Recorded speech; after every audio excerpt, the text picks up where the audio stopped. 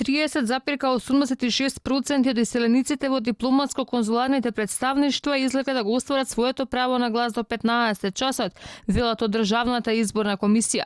Сараево, Брисел и Прага се градовите со најголем процент на излезност на денешното гласање на диаспората за вториот круг од председателските избори. Стокхолм пак, според податоците од 10 часот утринава, има најмала излезност од 2,13%. Споредбено со првиот круг, според официјалните бројки од Државната изборна комисија, има поголема излезност во диаспората. Во сите 32 дипломатско-конзуларни представништва право на глас имаат 1781 избирач запишани во избирачкиот список. Гласањето е веќе завршено во избирачките места во Канбера, каде излегле 49,02% или 51 гласач. Во Мелбурн, каде гласале 50% од пријавените гласачи, а според временската разлика, гласањето се уште не е започнато во САД и Канада. Со право на глас на председателските избори во избирачкиот список се запишани вкупно 1.808.131 гласачи.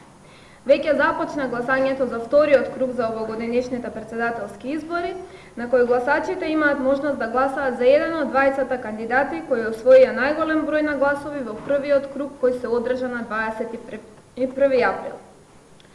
Први своето избирачко право имаа можност да го остварат 258 запишани избирачи, кои како членови на избирачките одбори за спроведување на гласањето во странство гласаа на 1 мај овде во Државната изборна комисија на избирачкото место број 5050. Според Државната изборна комисија, без проблеми на избирачките места тече и овој изборен ден. На ден пред утрешното гласање, кога треба да се случи изборот на нов шеф на државата, денеска гласаат затворениците, натрешно раселените, болните и изнемоштени лица. Во сите казано-поправни установи низ државата, право на глас имаат 1640 запишани гласачи во избирачкиот список. Без нерегуларности тече гласањето во затворот Идрисово. Затворениците гласаат за нов шеф на државата, но и за вонредните локални избори во Охрид и Новосело. Излезеноста е за разлика од прошлиот пат зголемена, за интересираноста на самите затвореници малку поголема. Во овој момент кај нас се гласат и за двете, за градоначалник за Новосело и за Охрид.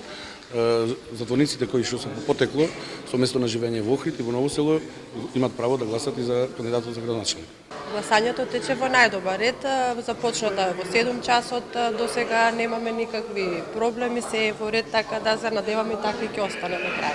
7 внатрешно раселени лица гласат во прифатилиштата каде што се сместени. Вкупно 4407 болни и немокни лица кои побарале да гласаат во нивните домови, а избирачите кои на денот на гласањето се наоѓаат на издржување на куќен притвор, гласаат во местото каде што издржуваат мерката. До 10 часот гласале 30% од затворениците.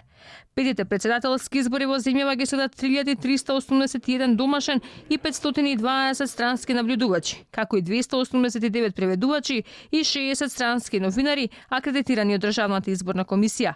Од домашните најголем број наблюдувачи има МОСТ, а од странските најголем број наблюдувачи има мисијата на ОПСЕ ОДИХР или вкупно 195.